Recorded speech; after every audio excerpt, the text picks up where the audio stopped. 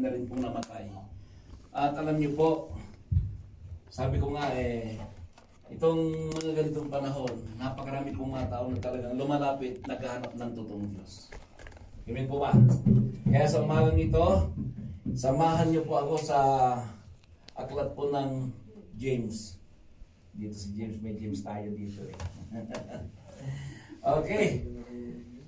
Sa Book of James po, Santiago. Okay.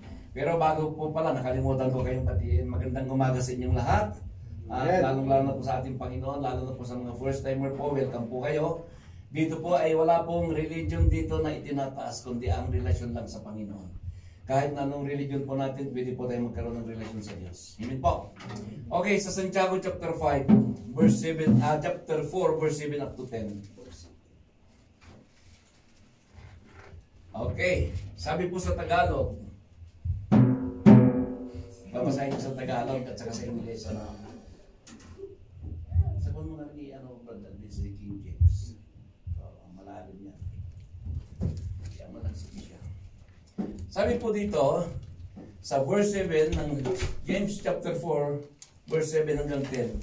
Verse 7, kaya nga, pasakop kayo sa Diyos. Labanan ninyo ang diablo at lalayuan niya kayo. 8. Lumapit kayo sa Diyos at lalapit siya sa inyo. Linisin ninyo ang inyong mga kamay, kayong mga makasalanan. Linisin ninyo ang inyong puso, kayong pabago-bago ng isip. Verse 9. Mamighati kayo, maghinagpis at tumangis. Palitan ninyo ng pagluha ang inyong halakhakan at ng kapanglawan ang inyong kagalakan. Verse 10.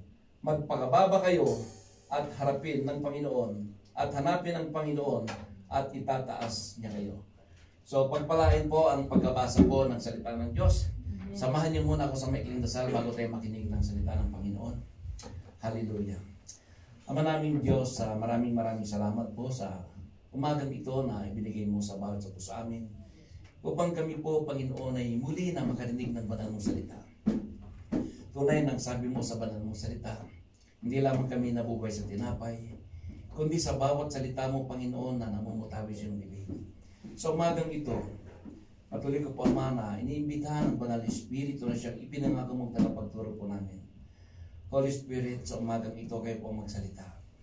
Nawa, Panginoon, ang bibig ninyo'y maging bibig ko, at ang kamay ninyo'y maging kamay ko muli sa araw nito. Fill me, Lord, with your power and with your Holy Spirit right now. At patuloy mo akong yaman. Salamat muli ng marami. At sa bawat makikinig, Panginoon, kayo po ang mangusap sa kanila. Bigyan mo sila ng simpleng pangunawa na sa kanilang pakikinig, Panginoon, ito po ay tunay na maging pagpapala ng kanilang kaluluwa. Salamat muli, Lord, ng marami. In Jesus' name I pray. Amen. Palakpakan po natin ng Panginoon. Hallelujah.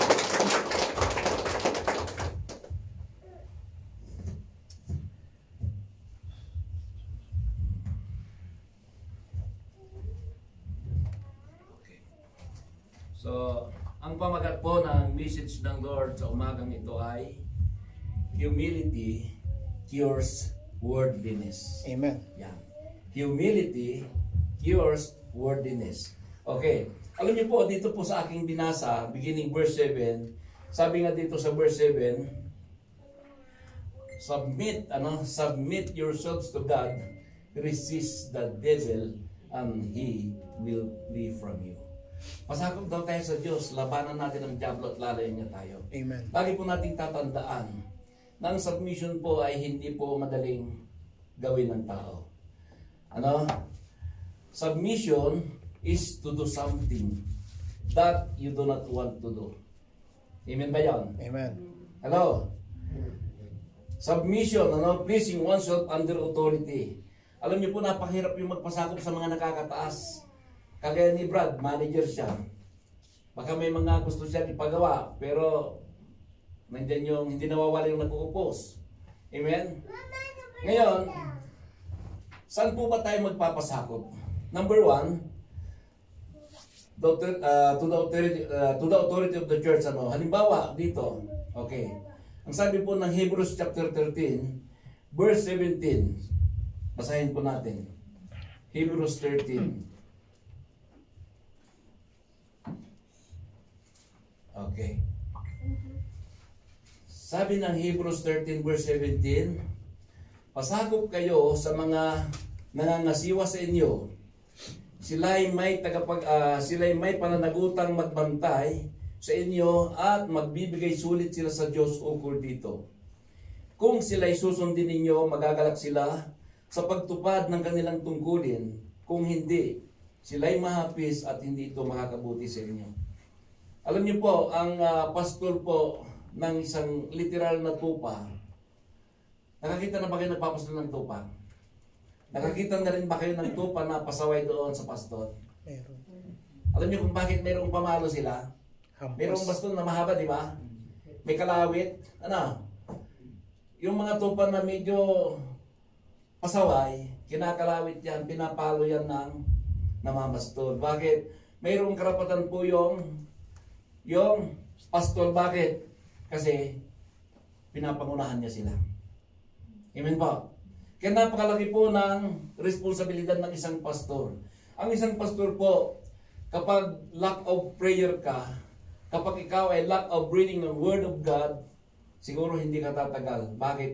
Hindi po ganun kadali na mapapangunahan ang mga kaluluwa po. Hindi po ganun kadali. Alam niyo po, kapag ikaw ay isang pastor, halimbawa 20, 30, 40, 50 o 100, magkakaiba po ng ugali yan. Totoo. Pakikisamahan mo isa-isa yan. Ganun po kahirap ang isang pastor. So hindi po nawawala po, hindi po nawawala sa loob ng church din yung mga pasaway na mga Kristiyano. Dahil sa loob daw ng church, hindi lamang puro tupa ang nandyan, kundi mayroong Kambing. kambing. Alam niyo po yung kambing? May sungay. Hello? At kapag may sungay, alam niyo, may iskar ako dito, nung ako pa ay 7 years old. Ang dami po naming alagang kambing nung araw. Pag nanganganak ang mga kambing po namin, 3-4, hindi nanganganak ng 2, 3-4. At alam niyo po, nung kinuha ko po yung isang anak, sinuwag ako nung nanay. Kala po nila mamamatay ako. Hindi pa uso nung araw yung mga doktor-doktor. Nagpit-pit lang sila ng talbos ng yung akasya. Isinaksak dyan. Isinaksak, okay na. So ganun po katindi nung araw. So ang mga kambing po ay nanunuwag. Amen? Pero yung mga tupa po ay maamo. Ang mga tupa, alam niyo po kahit dalhin mo sa katayan yan, hindi yan umiimik. Pinapatay na, hindi pa rin umiimik. Hello? Hello? Amen. Tignan muna natin yung katabi natin kung mukhang tupa ba. Tupa na may bangs. Alam niyo po, alam niyo, tandaan po natin na darating din ang dadawang araw na yung mga tupa ay nasa kanan ng Diyos at yung mga kambing ay nasa kaliwa at sila ay itatagod. So, nung naalala ko po, Hindi ka kilala. nung ako pa ay bago pa lamang na nagpapastor sa Jeddah, nakapag-preach po ako ng, yun nga, yung sabi nung isang kapatiran, Pastor, sabi niya, meron palang kambing sa church. Sabi niya, sabi ko, oo. Kung mayroong, alam niyo po kasi, sa banal na kasulatan, marami pong parabola. Mayroon pong dyan yung tanim na, yung huwit at saka yung damo, parehas na, mukhang parehas. Pero, hindi pwede ang bubunutin. sabi ng Juan, hayaan mo muna, pagka mamaya, kapag Makasama. inalis mo yung damo, pagka mapasama pati yung huwit, So, sa loob din ng church, lagi po nating tatandaan na hindi rin po nawawala yan. Kaya lang, be aware. Dapat aware tayo. Bilang mga nakikinig ng Word of God ng salita po ng Panginoon, ito po ang nagtutuwid sa bawat buhay po natin. Siguro po kung hindi ako na born again, baka nasa impyerno na ako ngayon. Dahil, muntik na akong magapatay dito sa Saudi. No? Wala po akong ginawa kundi mga bagay na makamundo. Kaya, ang pamagat ay humility cures worldliness. Amen. Noong araw ang nasa isipan ko, puro makamundong gawain. Wala na po akong ginawa kundi grabe. At alam niyo po ba, natuto po akong magpakumbaba. Natuto ko pong aminin lahat ng kamalian ko, lahat ng nagawa ko. Hanggang ngayon kapag ginagawa ko, ako inaamin ko. Bakit? Si David, nung siya po ay nahirang bilang hari, nag-commit pa rin po si David ng adultery. Pero nandyan po yung pagluhod niya. Bakit? Tayo po bilang mga Kristiyano, kapag may nagagawa po tayong kasalanan, yung Holy Spirit na nasa puso po natin, siya po ay nalulungkot, nalulumbay po siya. Hindi po siya makakilos. Kaya ang dasal po ni Haring David ay, Linisin mo. sabi niya, create me a clean heart, O God. Ano? Sabi niya, restore unto me the joy of my salvation. Ito po ang pagkakaiba.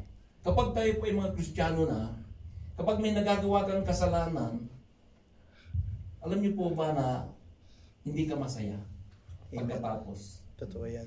Bakit? Kasi yung Holy Spirit na nasa puso natin at tinanggap natin sa Panginoon, hindi po siya makakilos. Subalit kapag nilalabanan po natin yung gawa ng laman po natin, ang Holy Spirit po, malaya niya po tayo na nagagamit. Amen. Kaya ang sabi ng James 4:7, submit yourselves to God. Resist the devil and he will flee from you. Amen. Hindi po madali ang magpakumbaba. Aminin mo yung nagagawa mong kasalanan. Humingi ka ng tawad sa Diyos. Alam niyo si Haring David, bagamat hari po siya, tuwing siya po ay nakagawa ng kasalanan, patuloy po siya na lumuluhod sa Panginoon. Amen? Pero ngayon, ako, kapag may, di ba, Kristiyano may kasalanan, okay lang. Ano? Kaya tayo po, maging maingat po tayo dahil mahirap po maiwanan pagdating ng araw. Amen. Amen? Alam niyo po ba na kapag nagpasakop tayo sa Panginoon, in what way na tayo po nagpapasakop sa Lord? Ibig sabihin po, kapag gusto mong magpasakop sa Panginoon, unang-una, dapat naglalaan ka ng oras mo para makipag-ugnayan sa Diyos. Amen? Amen. Kasi kung hindi po natin ginagawa yun, ang sabi ng Lord, apart from me, you can do nothing. Kapag hiwalay daw tayo sa Panginoon, natin magagawa. Kahit anong galing mo, kahit anong husay mo, palpak ka sa harapan ng Diyos. Kaya bilang mga mananampalataya, matuto po tayong magpakumbaba sa harapan ng ating Panginoon. Kung may mga pagkukulang tayo, Panginoon, magsisimula ako. Panginoon, hindi pa naman huli ang lahat. Malapit ka nang dumating, wala pa akong nagagawa para sa iyo. So tayo po bilang mga Christians, ano po, dahil nalalaman na po natin ang Word of God, huwag po nating sayangin yung oras po natin sa mga bagay na makamundong gawain. Maglaan po tayo ng oras sa Diyos. Amen? Sabi ko, alam nyo, nung inayos ko yung buhay ko sa Panginoon, purihin ang Diyos, wala po akong nababalitaan na bad news sa family namin. Buong pamilya ko, grabe, wala akong nababalitaan na bad news. Puro magaganda. Bakit? Kapag ginagawa po natin yung bahagi natin bilang mga Kristiyano, hindi lamang tayo ang magbibenepisyo, pati pamilya natin, Amen. sila din ay magbibenefits. Amen? So, kapag hindi po natin ginagawa yung bahagi po natin, pati pamilya po natin nagsasuffer dahil sa atin. Instead na patuloy natin silang isama sa prayer, wala. Nung hindi pa sila Christian, Lord, sana makakilala yung mga magulang ko, yung mga kapatid ko. Nung Christian na hindi na pinag-pray. Abay, dapat continuous yung prayer po natin. Amen? Isipin po ninyo, kagaya na itong virus. Ano, buong mundo virus. Kaming magkakapatid, kapag nag-uusap-usap po kami, natatawa lang kami. Bakit? Dahil dito sa virus na to, ang daming natakot. Kahit na Kristiyano, natakot din. Bakit? Takot ba kayong mamatay? Ang sabi ng banal na kasulatan, sa John chapter 11 verse 25 to 26, kahit na mamatay ka daw, ikaw ay maling mabubuhay kapag Kristiyano ka. Hello? Amen. Alam nyo, kahit na walang virus, kapag pinigil ng Lord yung hininga mo, wala na. Patay ka na, may magagawa ka pa ba? Amen? So tayo po, binigyan tayo ng Lord ng kapangyarihan, ng authority. Sabi ng Lord, resist. Resist the devil and he will flee from you. Ito pong virus na to, spirit po yan. Hindi po talaga nakikita yan at traidor yan. Amen po? Pero yung espiritu na nasa puso po natin ay mas makapangyarihan kaysa coronavirus. Sabi ko nga, naniniwala tayo na tayong mga Kristiyano covered ng blood of Jesus at hindi tayo apektado. Ano? Pero bakit maraming natatakot? Nung nakaraan nga lang nandito na nga umalis pa, bakit? May mga tagapahad daw na dumalo. Baka daw mahawa sila in Jesus' name. Nakakalungkot lang. Amen? Dahil lang sa virus natakot ka? dapat ang katakutan natin yung Diyos. Pumapatay ng spirit. Wala po tayong dapat katakutan kundi ang Panginoong Hesus. Dahil haharap tayo sa Kanya pagdating ng araw. Amen? Amen po ba? Amen. Kaya bilang mga mananampalataya, sabi po ng 2 Timothy 1:7, hindi espiritu ng kaduwagan ang ibinigay sa atin ng Diyos, kundi espiritu ng kapangyarihan, Pagpipigil sa pag-ibig at sarili. pagpigil sa sarili. Abay, kapag may kapangyarihan na galing sa Diyos, hindi kaduwagan, abay, i-resist mo.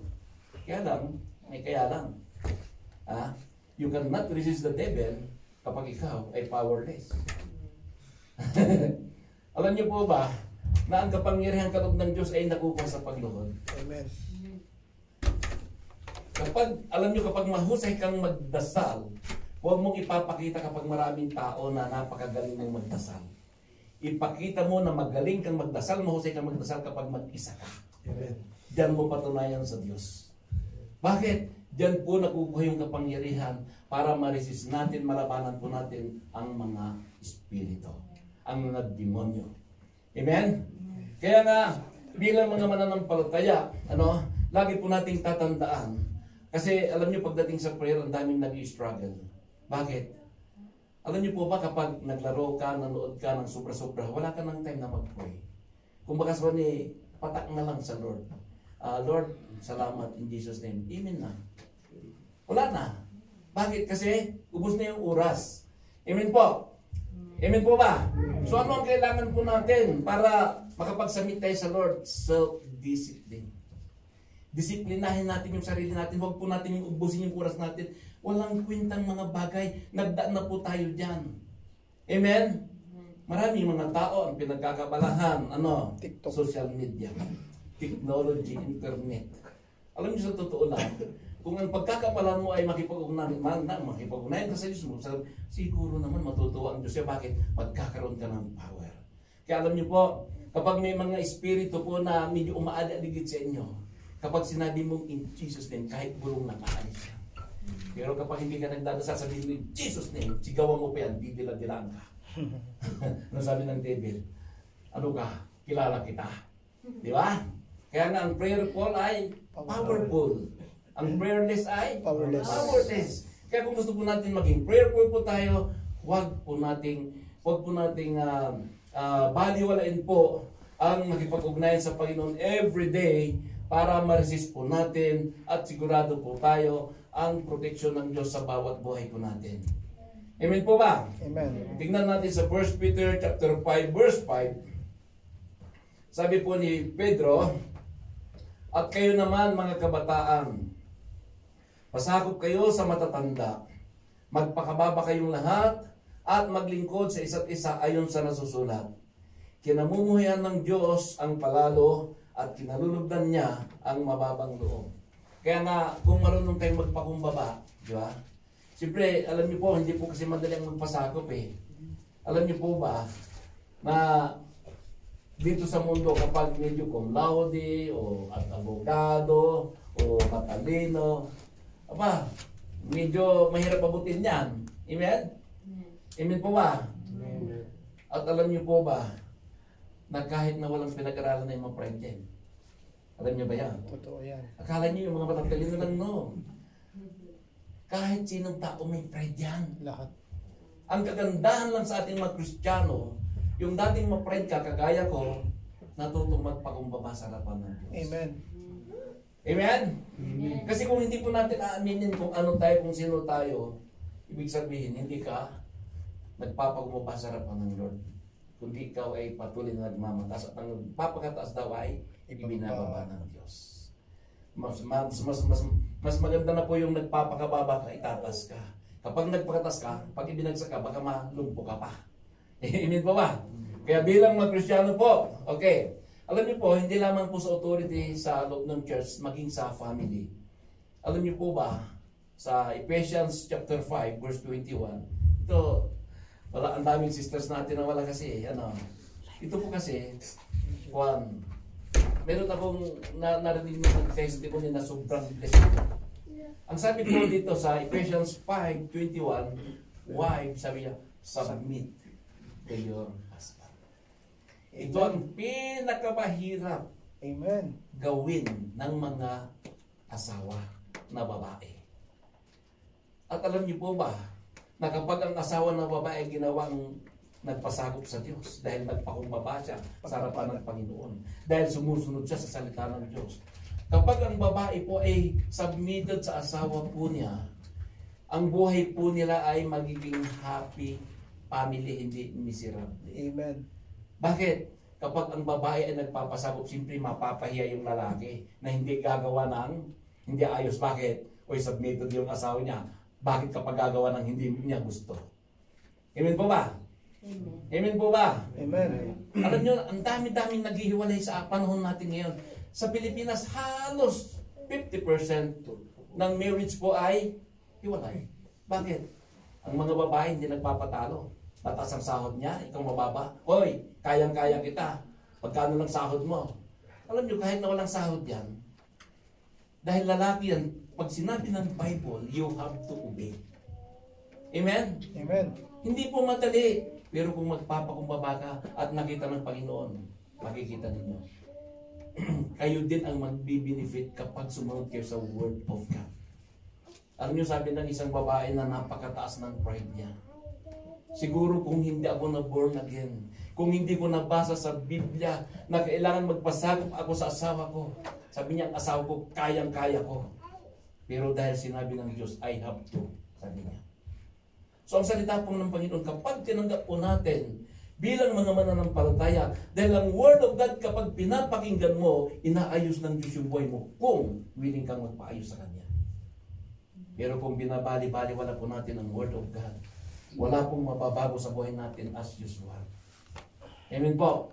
Kaya bilang mga anak ng Diyos, matuto po tayong mag-submit sa mga asawa natin. Amen. At sa mga mag-aasawa pa. Wala nang nag-amen. Project. Ano? Amen po ba? Pangalawa, Manitiling Ano? binata daw eh. submission to the authority of the government. Yan. Alam niyo po, alam niyo si Duterte, sobrang nabless ako sa kanya. Dahil ang dami-dami pong naninira na mga dilawan. Pero wala, 0.03% na lang sila. No? Si Duterte po kasi, napakaraming nagdadasal na pastor dyan at isa na ako umaga-gabi, ipinagpipri ko yan. Amen. At alam ko na yung pagkapangulo ni Duterte ay bigay ng Diyos yan sa Pilipinas. Amen. Dahil noong 2012, mayroong isang propeta na nagpropesiya sa bansa natin na magkakaroon tayo ng Pangulo galing Mindanao. At ang Pangulo na ito ay maraming i-expose sa Pilipinas. Aalisin niya mga corrupt, aalisin niya mga drug lords, lahat ng mga magnanakaw, lahat ng masamang tao. Imagine sino ba naman ang nag-aakala for the first time in history na nagkaroon ng Pangulo ng Pilipinas galing Bisaya. Di ba? At alam niyo po yung propesya sa bansa natin, magkakaroon ng transformation siguro naman, kitang-kita niyo ang pagbabago ng Pilipinas ngayon. Dati-dati tuwing umuwi ako sa airport pa lang, grabe, yung pasaporte ko kailangan may dolyar. Kapag walang dolyar yan, lahat ng dala-dala ko kakalkalin yan. Pero ngayon, wala na. Kaya sabi ni Duterte, kapag may nangutong sa'yo, sampalin mo. At isang beses, nahingan na ko ng pan. May dala-dala ako, may higit 20 kilos na mangga. Sabi nung sa immigration, Sir, ang dami naman itong dala mo. Sabi ko, marami kasi akong anak. Sabi ko, baka pwedeng magbigay ka naman ng pangkape. Papakita ko sana, sasabihin ko sana di ba, sabi ni Duterte, pag may nangutong sampalin, ayaw ko mapahiya na. Sabi ko ganyan, para hindi na ako matagalan, dahil papasok na talaga kami. Ako sabi ko ganyan, grabe. So nakakatuwa, bakit? Pero sa ngayon po, nung araw po kasi, pag nasa airport ka, ang dami nagpipicture-picture sa'yo. Kahit hindi ka nagpapapicture, anong gagawin? Sisigilin ka. Ngayon wala na. Amen? At least nakita po natin na napakaraming pagbabago. Noong panahon ni Aquino, araw-araw may naglagbala, may ginagawa ba? Wala. Pero nung sinabi ni Duterte, na kapag may gumawa yan, ipapakain ko, instant natigil. Amen? Hello? Amen. Dapat kasi kapag may authority ka, kapag nasa authority ka, mayroon kang word of honor. Nakita mo, si Lucio Tan, hindi nagbabayad ng tax niya. Ang utang may 7 billion. Ano sabi ni Duterte? In 10 days, kapag hindi nagbayad yan, papasara ang PAL. Kita ninyo, agad-agad nagbayad 7 billion. Di ba? Siya lang ang nakagawa niyan. Bakit? Ang sabi ng propesya, mawawala mga korap sa Pilipinas, magkakaroon transformation at magiging pinakamayaman sa buong mundo ang Pilipinas. At yun ang hinihintay ko bago ako umuwi. Kayo ba? Huwag kayong magmadali na mag-exit. Intayin ninyo na maging pinakamayaman ng bansang Pilipinas dahil it will come to pass. Malapit na malapit na. At alam niyo po ba, kapag natapos ang termino ni Duterte at si Marcos ang naging Pangulo ng Pilipinas, alam niyo po ba na ang 90% ng yaman ng Marcos ay ibibigay sa Pilipinas? Kaya magiging pinakamayaman ang Pilipinas. Hindi pa kayo natutuwa? Amen? Bihira na lang ang mahirap na Pilipino. Ibig sabihin, mga Pilipino ay aangat ang kanilang mga kabuhayan. Amen po? At yan po ay isang propesya po na inaabangan ko. So bilang mga mananampalataya, kailangan matuto po tayong magpasakop sa mga government authorities. Di ba? Kaya nga nung nakaraan, isang araw, isipin po ninyo, may quarantine, pero may mga nagprotesta, yung mga kaliwang grupo. Anong order ni Juan Duterte? Kapag sinuway kayo, kapag nilabanan kayo, anong sabi niya? Shoot to kill. Dapat matakot ang mga tao. Bakit? Authority yan. Kailangan mong igalang. Kailangan mong magpasakop. Alam niyo, sabi po ng Romans chapter 13, basahin po natin para magkaroon po tayo ng ideya. Okay. Si Manny Pacquiao, talagang sobrang blessed ako sa kanya. Dahil, alam niyo si Manny Pacquiao, kahit na siya ay bilyonaryo, hindi niya binabaliwala ang Diyos. Kaya ang blessing ng Lord sa kanya, continuous. Amen. Dapat maging ehemplo natin si Pacquiao. Simula nung na-born na ganyan, grabe. Alam niyo si Manny Pacquiao, every day yan may binibigay na oras sa Diyos. Pamilya niya, personal niya. Nakaka-bless, sabi kong ganyan. Siguro kung lahat ng born naging ganito. Di ba? Matutuwa ang Panginoon sa atin. Ano sabi niya dito? Ang bawat tao'y pasakop sa mga pinuno ng pamahalaan sapagkat walang pamahalaang hindi mula sa Diyos. Amen.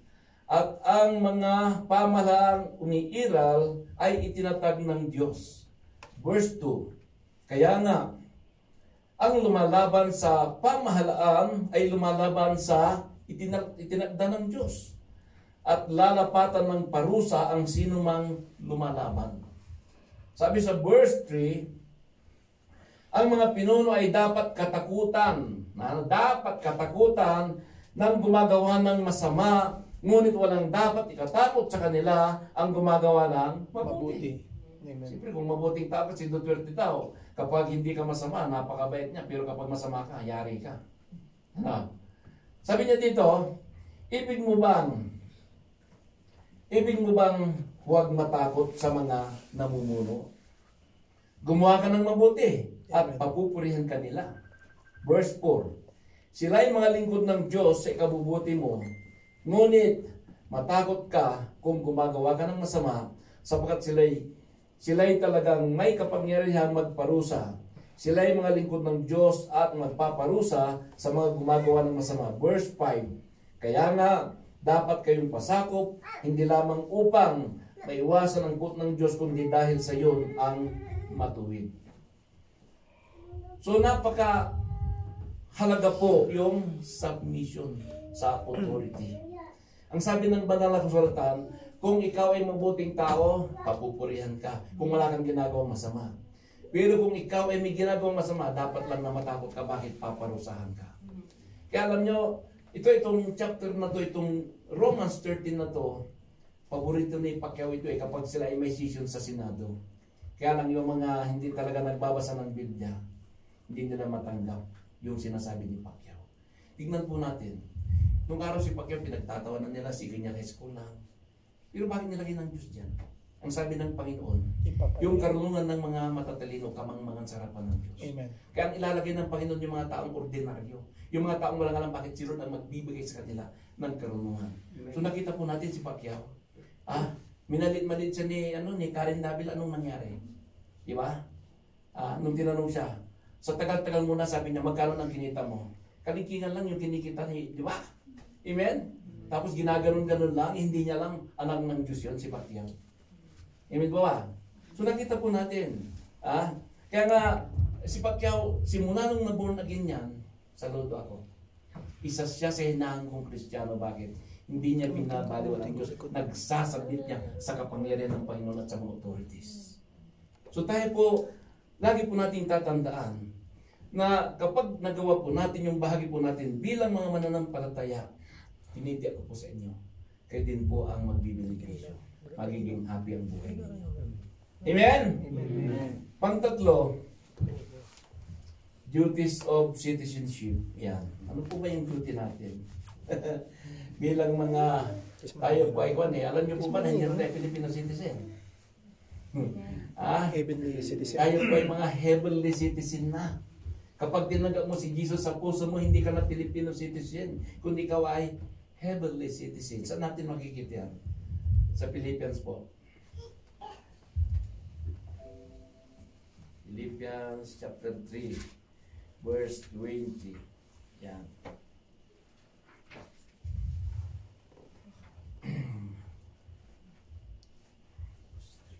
Sabi niya dito, sa kabilang dako, ang langit ang tunay nating bayan. Amen. Sabi niya, mula rooy hinihintay nating may pananabik ang Panginoong Jesucristo ang ating tagapagligtas.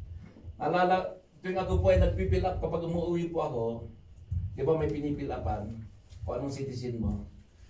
Muntik-muntikan ko nang isulat heavenly citizen. baka magulat sila, no? So, yun po yung tunay na citizenship po natin. Amen. Kapag Kristiyano ka, tandaan mo hindi ka Filipino citizen. Kahit American citizen ka pa, ikaw ay heavenly citizen. Kahit ikaw ay Filipino citizen, ikaw ay heavenly citizen. Amen? So dahil tayo po ay mga heavenly citizen, yan, dapat magsanay na po tayo. Amen? Amen. Amen? Ano po ba ang mga duty po natin bilang citizen ng langit? Ano ang mga duty po natin? Kailangan po natin i-share si Jesus Christ. Amen. Sa mga taong hindi pa po nakakakilala. Dapat magkaroon po tayo ng burden, na ibahagi po natin sa mga kasama natin sa trabaho, sa mga kaibigan natin, sa mga kakilala natin, sa mga mahal sa buhay natin. Bakit? Kapag dumating ang Panginoon at hindi po natin ginawa yun, mananagot po tayo. Mayroon pong isang pamilya na 3 anak. Yung kuya po nila ay nakapag-abroad dito sa Saudi. Sila po ay deboto po sa Pilipinas. Ngayon, pagdating po nung anak nilang panganay sa Saudi, mayroong nagbahagi sa kanya ng Word of God. At siya po ay tumanggap kay Jesus Christ. Tinanggap niya si Jesus na Lord and Savior. Hanggang sa nagpatuloy siya, hanggang sa naging active siya. At alam niyo po, grabe, napakaganda ng ginawa ng Panginoon sa buhay niya habang siya po ay nandito sa Pilipinas. Ang problema, sinuro po niya.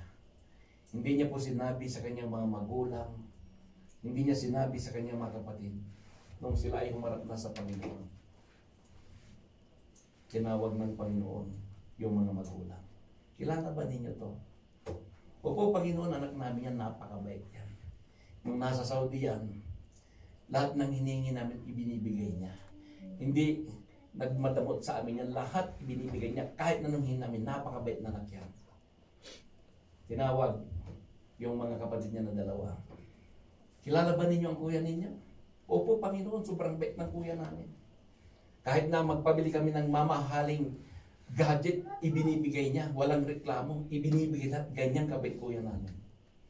Nung tinignan ang kanilang pangalan sa Book of Life, wala silang pangalan.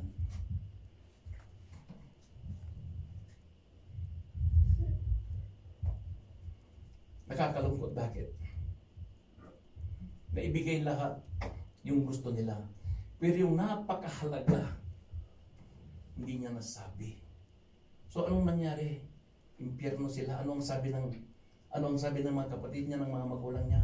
Akala namin napakabait ng anak. Ang sama mo pala. Akala namin ang bait mo. Bakit hindi mo sinabi sa amin yung katotohanan? Kaya tayo po, kahit na nakakapagbigay tayo ng limpak-limpak na pera sa pamilya po natin, kapag hindi po natin ipakilala si Jesus Christ, mananagot po tayo. Amen po. Amen. At yan po ang duty po natin bilang mga heavenly citizen. Huwag na huwag po natin ipagdamot po yung tinanggap natin na buhay na walang hanggan na libre. Amen? Amen.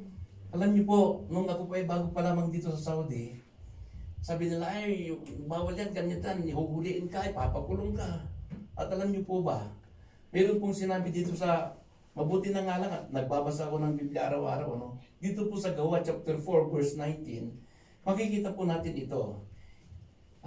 Bakit ko po isinama ito? Dito po, meron pong eksena dito. Sila Pedro at saka si John, ano? Na sila po ay pinagbawalan. Ang sabi po dito, babasahin ko, no?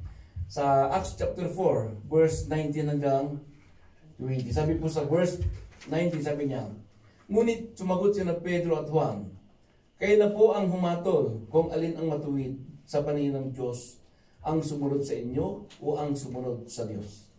Alam niyo po, ito pong si John, si Pedro at saka si John, pinagbabawalan po sila na mangaral ng Word of God. Ang tanong ko, bawal po ba ito? Kaya nung araw po, sabi sa akin, kapag hindi ako huminto, papahuli ako. Papamultaw ako, papapulis ako. Sabi ko, di salamat. Para makauwi na ako. Hanggang nandito pa naman ako. Bakit? Kasi yung kalooban ng Diyos ang ginagawa ko, hindi yung gusto ko. Amen. Kaya hindi po masama ang sumuway kung alam mo na tama ka. Si Pedro at saka si Juan, sinusuway sila ng mga tao, ng mga religious leader na huwag ipangaral si Jesus Christ. Bakit? Kasi marami nang nakakakilala sa Kanya at maraming sumasampalataya. Amen po. Amen. Amen. Amen. So bilang mga mananampalataya, huwag po natin ipagkakait po. Lalo na sa mga loved ones po natin. Kapag hindi pa po sila ligtas, maawa po tayo. Iyak po natin sa Diyos. Alam niyo po, kapag ginawa po natin yan, sigurado po ako. Meron pa pong isang pamilya na ito talagang grabe. Nung sila po, dahil ito pong pamilya na to, napaka-dedicated din, nung umuwi po yung anak nila na naborn again sa Saudi. Kasi imagine, nasa Pilipinas, wala tayong hilig sa dito, di ba? Tapos pagdating dito, na-arresto ka ni Jesus. Ayaw na ayaw mo, pero pagdating dito, nakapakinig ka ng salita ng Diyos, na mahal ka pala ng Panginoon. Alam niyo po ba, na mayroong isang pamilya din, na pagdating po ng anak nila sa Pilipinas, ang sabi ng nanay at saka tatay, anak, maaga kang magbihis, bumangon at magsimba tayo, magpasalamat tayo sa Diyos. Ang sabi ng anak, huwag niyo na po akong isama, dadalo ako sa gawain. Anong gawain? Kasi nung naakin niya yung nanay niya at saka yung kapatid niya, pero yung tatay talagang matigas. Alam niyo po, ang sabi ng tatay niya, kapag hindi ka sumama sa akin, tinatakwil kita, lumayas ka sa bahay na to. Dahil meron siyang tiyahin na born again, na active sa church, doon siya pumunta. Alam niyo po, hindi niya pinagpalit ang Diyos sa magulang niya. Bakit? Alam niya na tama siya. Sabi nga ng Biblia, di ba, walang makapakiwalay sa atin sa pagmamahal ni Jesus. Amen. Kaya So kung alam natin ang Word of God, hindi may pagpapalit ang Diyos sa magulang mo. Amen? Dahil sila mawawala, pero ang Diyos hindi eh. At alam niyo po ba, dahil ito pong tao na to, tinayuan po niya kung ano yung sinasabi ng Panginoon. Hindi talaga siya bumitaw. Pumunta sa tiyahin niya. Siguro after 2 months na active pa rin sa church, hindi siya nagpapikto. Bagamat itinakwil siya. Alam niyo po, nabalitaan na lang niya ng ama niya ay nasa ICU. Bakit? Nabanggap. 50-50 po ang kanyang lagay. At tinawagan po siya ng nanay niya na, anak, pumunta ka sa ospital, ang tatay mo 50-50 nasa ICU. Alam niyo po, pagdating po ng church, pagdating po ng ospital, ito pong anak na to, na tinayuan niya yung kanyang pagkakristyano, pumunta sa CR. Hindi naman siya nag-CR doon para umihi. Pumunta sa CR para mag-pray. Anong sabi niya, Lord?